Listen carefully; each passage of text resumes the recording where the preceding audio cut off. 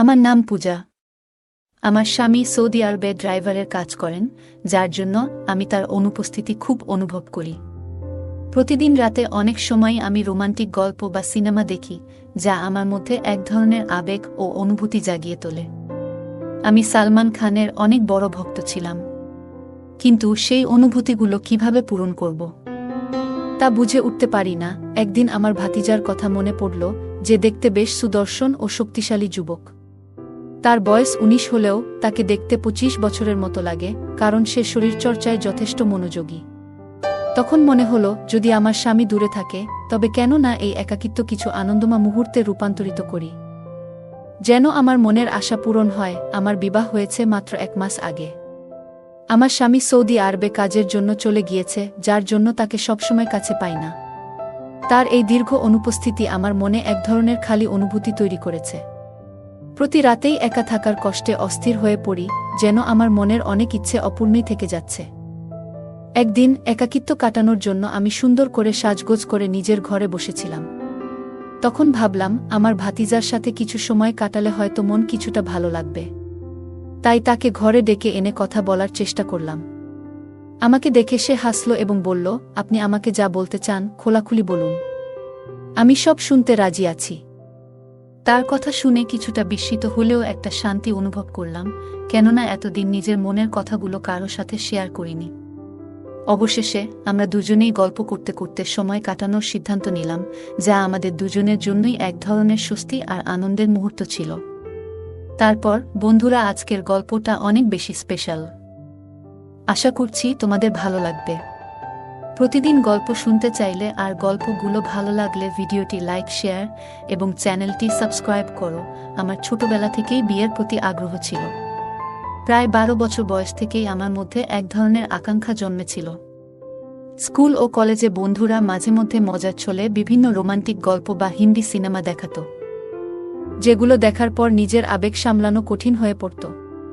এভাবেই আমার মনে বিয়ের ইচ্ছা আরও গভীর হয়ে ওঠে। তবে আমি দেখতে খুব সুন্দর না হওয়ার কারণে অনেক প্রস্তাব এসেও ফিরে যেত, যা আমার মন ভেঙে দিত। যতই বিয়ের ইচ্ছা বাড়তে থাকত, ততই বিয়ের ব্যাপারে বিলম্ব হচ্ছিল। অনেক খোঁজাখুঁজির পর অবশেষে আমার বাবা মা একটা প্রস্তাব পেলেন এবং দ্রুত বিয়ের সিদ্ধান্ত নিলেন। ছেলেপক্ষেরও বিয়ের তাড়াহুড়ো ছিল, আর আমিও বেশ আগ্রহী ছিলাম, তাই আমাদের বিয়েটা ১ মাসের মধ্যেই হয়ে গেল। আমি ভীষণ খুশি ছিলাম আমার নতুন জীবনে প্রবেশ করে, কিন্তু এই সুখ দীর্ঘস্থায়ী হল না। বিয়ের কয়েকদিন পরেই জানতে পারলাম, আমার স্বামী সৌদি আরবে চাকরি করেন এবং সেখানে ড্রাইভারের কাজের জন্য তাকে বেশিরভাগ সময় বাইরে থাকতে হয়। যখন জানলাম তিনি ১ মাস পরেই ফিরে যাবেন, তখন আমার মন খারাপ হয়ে গেল। এই ভেবে আমি কান্না করে ফেললাম। এভাবেই আমি তার অনুপস্থিতি সত্ত্বেও নিজের অনুভূতিগুলোর সাথে মানিয়ে চলার চেষ্টা করছিলাম, কিন্তু প্রতিনিয়ত তার কাছাকাছি থাকার চাওয়াটা আমার মনকে অস্থির করে তুলেছিল। রাতে আমি ভালো করে ঘুমাতে পারতাম না। আমি একদিন স্বামীকে জিজ্ঞাসা করলাম, যদি তোমাকে সৌদি আরবেই থাকতে হয়, তাহলে বিয়ে কেন করলে? তিনি আমাকে বললেন, আমার ছোট ভাই বোনেরা এখনো পড়াশোনা করছে, আর আমার ভাতিজার দেখাশোনা আমাকেই করতে হয়। তারা নিজেদের পায়ে দাঁড়ানো পর্যন্ত সংসারের দায়িত্ব আমার উপরই থাকবে। এখানে থাকলে এত টাকা উপার্জন করতে পারতাম না, তাই সৌদি আরবে যেতে হয়েছে। তিনি আরও বললেন, সৌদি আরবে এমন একটা কাজ করি যাতে করে বাড়িতে কখনো টাকার অভাব না হয়। তখন আমি বললাম, তাহলে আমাকেও সঙ্গে নিয়ে চলো। তিনি মৃদু হেসে বললেন, এটা এত সহজ নয়। সেখানে আমার নিজের কোনো বাসা নেই, আর ভাড়াও খুব বেশি। আমরা অনেকজন মিলে একটি ঘরে থাকি, তাতে আমাদের খরচ কিছুটা কম হয়। এরপর তিনি বললেন, আমি বছরে একবার আসি, সেটাও মাত্র ১ মাসের জন্য। তার এই কথা শুনে আমার মন ভারাক্রান্ত হয়ে গেল। মনে অনেক কষ্ট হলো এবং ক্ষোভও জন্মালো। আমার বিয়ে খুব সাদামাটাভাবে হয়েছিল এবং যেসব স্বপ্ন দেখেছিলাম তার কিছুই পূরণ হয়নি, কিন্তু সবকিছু সহ্য করে চলছিলাম। আমার স্বামীর স্বভাব ছিল খুবই গম্ভীর। তিনি কখনো খোলাখুলি কথা বলতেন না বা তার সমস্যার কথা প্রকাশ করতেন না। সবকিছু জেনেও আমি নিজেকে ধৈর্য ধরে সামলে নিয়েছিলাম। আমার স্বামীর বিয়ে করাটা মূলত পরিবারের ইচ্ছাতেই হয়েছিল, যেন তিনি পরিবারের কাজে সাহায্য করতে পারেন। রাগ হলেও আমার স্বামীর উপর কোনো প্রভাব পড়ল না, আর তিনি সৌদি আরব চলে গেলেন। আমি আবারও একাকিত্বে ডুবে গেলাম। রাতের বেলা ঘুম আসত না, আর তার সাথে কাটানো মুহূর্তগুলো মনে পড়ত। সারাদিন কেটে যেত, কিন্তু তার সাথে কোনো যোগাযোগ হতো না। শুধু রাতে 15 মিনিটের জন্য ভিডিও কল করত, আর সেই সময়টাতেও পরিবারের খোঁজ খবর নিত। আমি তার সাথে মনের কথা বলতে চাইতাম, কিন্তু তার কাছে সময় থাকত না। আমার শাশুড়ি সামান্য কথাবার্তা বলতেন, বাকিটা সময় আমি ঘরের কাজে ব্যস্ত থাকতাম। তবে আমার ছোট ভাতিজা ছিল, যে মাঝে মাঝে আমার সাথে কথা বলতো। আমার শাশুড়ি রাতের বেলা তাড়াতাড়ি ঘুমিয়ে পড়তেন, যার ফলে আমি আর আমার ভাতিজা ঘরে একা থাকতাম। আর আমার স্বামীর ছোট ভাই বোনেরা বাইরে পড়াশোনা করত। আমরা প্রায় রাতের খাবার একসাথে খেতাম। আমার ভাতিজা খুবই হাসিখুশি একটি ছেলে, যে সারারাত তার বিশ্ববিদ্যালয়ের গল্প শোনাত, যদিও তার গল্পে আমার তেমন আগ্রহ ছিল না। এক রাতে আমি মোবাইলে হিন্দি সিনেমা দেখতে শুরু করলাম।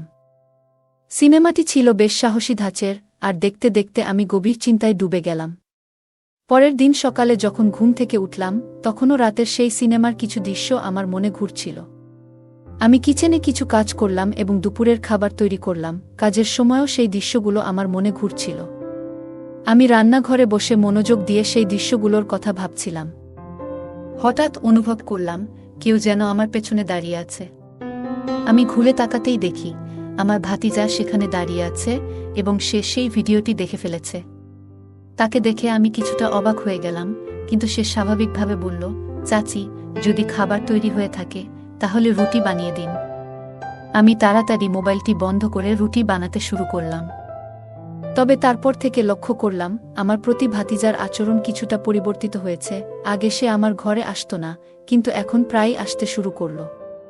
একদিন বলল, আজ বিকেলের চা সে আমার ঘরেই খাবে, কারণ লাউঞ্জে শীত বেশি।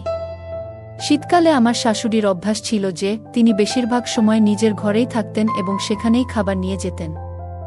শাশুড়িকে খাবার দিয়ে এসে দেখি আমার ঘরে আমার মোবাইলটি সে দেখছে। আমার মোবাইলের সমস্ত ব্রাউজিং হিস্টোরি দেখে ফেলেছে এবং জানতেও পেরেছে যে আমি কী ধরনের ভিডিও দেখতাম। তার এই আচরণে আমি খুবই অবাক হলাম। সে কে যে আমার মোবাইল চেক করবে?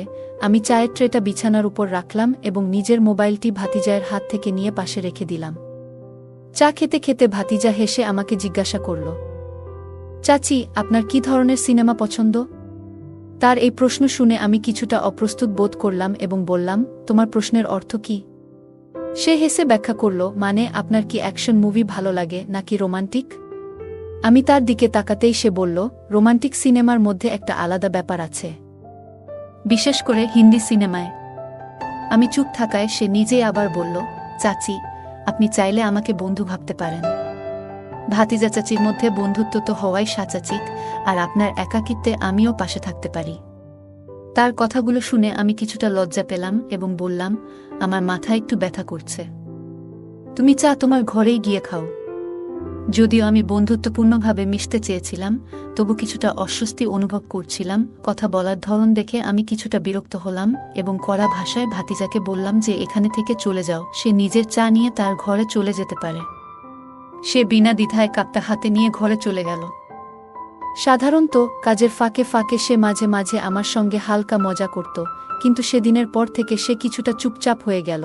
পরদিন সকালে যখন আমি রান্নাঘরে সকালের নাস্তা বানাচ্ছিলাম, তখন সে হঠাৎ নিজের ঘর থেকে চাচি চাচি বলে ডাকতে শুরু করল। আমি তার ঘরে ঢুকে দেখি সে নিজের শার্টের বোতাম লাগানোর চেষ্টা করছে। আমাকে দেখে সে বলল, চাচি, আমার শার্টের বোতাম খুলে গেছে, আপনি কি একটু সাহায্য করতে পারেন?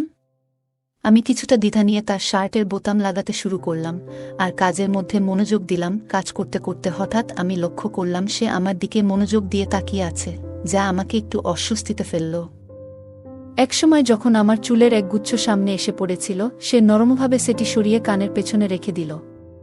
আমি একটু চমকে পিছিয়ে আসলাম, আর সে হেসে বলল, চাচি, শুধু চুলগুলো সরিয়ে দিলাম, আপনি এত ঘাবড়ে গেলেন কেন? আমি দ্রুত বোতাম লাগানো শেষ করে নিজের ঘরে চলে এলাম। আমার মনে কিছুটা অস্বস্তি হচ্ছিল, তবে আমি নিজেকে সামলে নিলাম। আমি অনুভব করছিলাম যেন ভাতিজা আমার কাছাকাছি আসার চেষ্টা করছে, আর এই কারণেই আমি একটু দূরত্ব বজায় রাখতে চেষ্টা করছিলাম। এক রাতে যখন গভীর ঘুমেছিলাম, হঠাৎ মনে হলো কেউ যেন আমাকে গভীর মনোযোগ দিয়ে দেখছে। এই অস্বস্তিতে আমার ঘুম ভেঙে গেল। ঘরে শুধু মৃদু নাইট ল্যাম্পের আলো জ্বলছিল। চারপাশে তাকিয়ে দেখলাম আর ভাবলাম কেন আমার এ ধরনের অস্বস্তি হচ্ছে। তারপর আমার দৃষ্টি ঘরের জানালার দিকে গেল, যা সাধারণত বন্ধ থাকে, কিন্তু আজ খোলা ছিল। আমি একটু অবাক হয়ে গেলাম, কারণ আমি সাধারণত জানালাটি খুলি না। জানালাটি বন্ধ করতে উঠতেই মনে হলো হয়তো কেউ ভাতিজার ঘরে ঢুকেছে, যা দেখে আমার মনে এক ধরনের অজানা ভয় তৈরি হলো। নিশ্চিতভাবেই ভাতিজাই হবে, যদিও আমি তাকে দেখিনি। তখন আমি আমার ঘর থেকে বেরিয়ে শাশুড়ির ঘরে গেলাম, তাদের পাশে গিয়ে শুয়ে পড়লাম। তবে তারা এত জোরে নাক ডাকছিলেন যে সেখানে আর থাকতে পারলাম না এবং বাধ্য হয়ে নিজের ঘরে ফিরে এলাম। সকালে নাস্তার সময় ভাতিজা আমাকে বারবার লক্ষ্য করছিল। তারপর সে বলল, চাচি, আপনাকে তো চাচার কথা অনেক মনে পড়ে নিশ্চয়ই? আমি বললাম, হ্যাঁ, অবশ্যই অনেক মনে পড়ে। তখন সে বলল, তাহলে নিশ্চয়ই রাতের বেলা অনেক সময় ঘুম আসে না আপনার?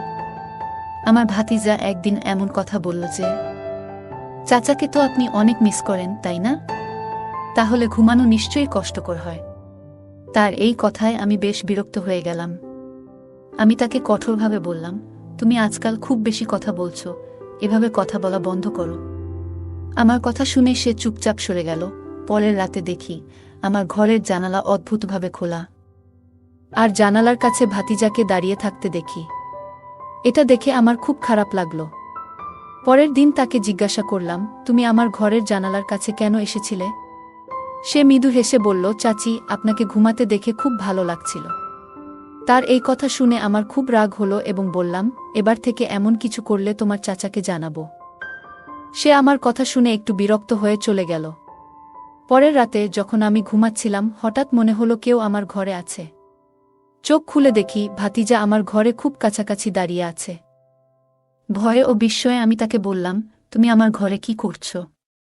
সে বলল, ঘরের দরজা খোলা ছিল তাই ঢুকে পড়লাম। আসলে চাচা যখন এখানে নেই, তাই আপনার খেয়াল রাখতে ইচ্ছে হয় আমার। এই কথা শুনে আমি তাকে আরও সতর্ক করে বললাম যে এই ধরনের আচরণ আর কখনো যেন না করে এবং তার সীমার মধ্যে থাকে। সে আমার কথা শুনে ঘর থেকে চলে গেল। এরপর থেকে আমি সবসময় সতর্ক থাকি এবং তাকে তার নিজের জায়গায় থাকতে বুঝিয়ে দিয়েছি। তারপরের দিন রাতে আমি যখন ঘুমাচ্ছিলাম, আবার হঠাৎ মনে হলো আমার ঘরে কেউ এসেছে। চোখ খুলে দেখি আমার ভাতিজা। সে আমাকে বিভিন্ন কথা বলতে থাকলো। সে বলল, বিষয়টা এত সহজ ছিল না চাচি। তার আচরণ ও মিষ্টি কথাগুলো যেন আমাকে অসহায় করে দিয়েছিল। এর আগে আমি কিছু বুঝে ওঠার আগেই সে আমাকে এক অদ্ভুত জালে জড়িয়ে ফেলেছিল। হঠাৎ সে আমার মুখে হাত রেখে বলল, কেউ যদি দরজা দিয়ে চলে আসে? তুমি যে দরজা খোলা রেখেছ, সেটা কি আমার জন্য? তার কথা শুনে আমি বিস্মিত হয়ে ভাবছিলাম, কখনো তো এমন অনুভূতি আমার মধ্যে আসেনি। আমি তাকে সবসময় নিজের সন্তানের মতোই ভেবেছিলাম। তবে সত্যটা হলো, সে যেন এক প্রজ্বলিত আগুনের মতো এবং এই আগুন থেকে দূরে থাকাই ভালো, কিন্তু আমি পারলাম না। এই ঘটনা আমার জীবনে এক অস্থিরতা এনে দিল। আমি অশ্রু মুছতে মুছতে তাকে বললাম, তুমি যা করেছ তা ঠিক হয়নি। আমি এই ব্যাপারে আল্লাহর কাছে প্রার্থনা করব যেন তিনি তোমাকে শাস্তি দেন। সে বলল, তুমি যেসব সিনেমা এবং গল্প দেখো সেগুলো কি? চাচি যান, তোমার চোখেও তো ওসব চলতে থাকে, বলেই সে চলে গেল। আমি কখনো চাইনি যে এরকম কিছু আমার সাথে হবে। পরের দিন আমি কোনো কিছু না বলে মায়ের বাড়ি চলে গেলাম। মনে মনে ভেবেছিলাম, আমি কি আমার স্বামীকে সবকিছু জানাবো? আমি এতদিন এই কথা কাউকে বলিনি। কিন্তু পরের দিন আমার একজন বন্ধুর সঙ্গে দেখা হলে আমি তাকে পুরো বিষয়টি খুলে বললাম। তিনি বললেন, তোমার শুরু থেকেই তুমি তোমার ভাতিজায়ের প্রতি খুব বেশি খোলামেলা ছিলে। আর যদি তুমি এই ঘটনা তোমার স্বামীকে বলো, তাহলে সে তোমার কথা বিশ্বাস করবে না, বরং তোমাকে খারাপ মানুষ হিসেবে ধরে নিবে। তাই এটা এখানেই গোপন রাখো। এছাড়া সে আমাকে একটি পরামর্শ দিল যে আমি আমার স্বামীকে বলি আমাকে সৌদি আরবে ডেকে নিয়ে যেতে, যাতে আমি সেখানে তার সঙ্গে থাকতে পারি। আমি এই পরামর্শ গ্রহণ করলাম এবং আমার স্বামীকে বললাম যে যদি তিনি আমাকে সৌদি আরবে না নিয়ে যায় তবে আমি বিচ্ছেদের কথা ভাবতে বাধ্য হব। তিনি আমার অনুরোধ মেনে নিলেন এবং আমাকে সৌদি আরবে নিয়ে এলেন। সেখানে এসে আমি একটি স্কুলে শিক্ষকতার চাকরি পেলাম। আমি একটি ছোট ফ্ল্যাটও ভাড়া নিলাম এবং বাড়ির দিকে ফেরার পরিকল্পনা বাদ দিয়ে দিলাম। এই পরিবর্তনগুলো তখন ঘটছিল যখন আমি বুঝতে পারলাম আমার চিন্তাভাবনাগুলো পবিত্র হয়ে যাচ্ছে এবং আমি বেঠিক পথের দিকে যাচ্ছি। তাই আমি মোবাইল থেকে সব অচিত ভিডিও ও সিনেমা মুছে ফেললাম। সময় চলতে লাগলো এবং আমার ভাতিজার বিয়ের সময় আসতে শুরু করল। যখন আমার স্বামী বাড়ি যাওয়ার সময় আমি বললাম, আমি আপনার সাথে যেতে পারবো না, আমি এখানেই থাকব এবং অপেক্ষা করব। আমার স্বামী একা বাড়িতে চলে গেলেন, কিন্তু তিনি সেখানে মাত্র 1 সপ্তাহ কাটিয়ে দ্রুত ফিরে এলেন। ফিরে এসে তিনি বললেন, আমি তোমাকে খুব মিস করেছি, তাই ফিরে আসতে বাধ্য হলাম। 6 মাস পর আমরা জানতে পারলাম যে আমার ভাতিজার স্ত্রী আরেকজনের সাথে ধরা পড়েছে। এটি শুনে আমার মনে অনেক শান্তি এলো, কারণ যে ব্যক্তি আমার জীবনকে উল্টে দিয়েছিল তার প্রতি আল্লাহর কোনো না কোনো শিক্ষা দিতে শুরু করেছেন। আমি সবসময় ধৈর্য ধরেছি। একটু সময় পর আল্লাহ আমাকে সন্তানের সৌভাগ্য দিলেন। আমার এখানে যমজ বাচ্চা হলো এবং আমি তাদের সঠিকভাবে বড় করার চেষ্টা করলাম। বর্তমানে আমি আমার জীবনে খুবই খুশি আছি এবং আমার পরিবারের সঙ্গে একটি সুখী জীবন কাটাচ্ছি। গল্পে একজন নারী তার ভাতিজার প্রতি অতি খোলামেলা আচরণের জন্য সমস্যায় পড়েছেন। এতে বোঝা যায় যে আমাদের নিজেদের ও অন্যদের সাথে সম্পর্কের ক্ষেত্রে সতর্কতা অবলম্বন করা প্রয়োজন। আত্মীয় বা ঘনিষ্ঠ কারো সাথে আচরণের ক্ষেত্রে মনের মাঝে সুস্থ সীমারেখা বজায় রাখা গুরুত্বপূর্ণ। গল্পের নারী আল্লাহর কাছে ধৈর্য নিয়ে প্রার্থনা করেছেন, যা তাকে কঠিন পরিস্থিতি মোকাবেলা করতে সহায়তা করেছে। কঠিন সময়ে ধৈর্য ও প্রার্থনা আমাদের মনোবল যোগায় এবং সমস্যার সমাধানে সহায়তা করে। ভাতিজার আচরণকে তিনি এক ধরনের প্রজ্বলিত আগুনের মতো মনে করেছেন এবং পরে নিজেকে তা থেকে দূরে রাখতে চেষ্টা করেছেন। নেতিবাচক সম্পর্ক ও পরিস্থিতি থেকে দূরে থাকা প্রয়োজন, যাতে আমরা আমাদের জীবনে মানসিক শান্তি বজায় রাখতে পারি। গল্পের নারী তার জীবনকে সংশোধন করতে অপ্রয়োজনীয় ভিডিও এবং সিনেমা থেকে নিজেকে দূরে রেখেছেন। তিনি পবিত্র ও আত্মনিয়ন্ত্রিত জীবনের জন্য এই সিদ্ধান্ত নিয়েছেন। এটি আমাদের শেখায় যে আত্মনিয়ন্ত্রণ ও নিজেকে সঠিক পথে নিয়ে যাওয়া জীবনের মান উন্নত করে। গল্পে নারী ধৈর্য ধরেছেন এবং অবশেষে দেখেছেন যে ভাতিজার স্ত্রীর বিশ্বাসঘাতকতা ঘটেছে। এতে তিনি শান্তি খুঁজে পেয়েছেন, কারণ এটি তাকে মনে করিয়েছে যে আল্লাহ ন্যায় বিচারক এবং আমরা আমাদের জীবনের ন্যায়ের উপর পূর্ণ নির্ভর করতে পারি। বন্ধুরা, যদি এই গল্পটি ভালো লেগে থাকে তাহলে দয়া করে ভিডিওটি লাইক করুন এবং আমাদের চ্যানেলটি সাবস্ক্রাইব করুন। পাশে থাকা বেল আইকনটি প্রেস করুন, যাতে করে আমরা যখনই নতুন ভিডিও আপলোড করি তার নোটিফিকেশন সবার আগে আপনার কাছে পৌঁছে যায়। ধন্যবাদ, দেখা হবে আমাদের পরবর্তী ভিডিওতে।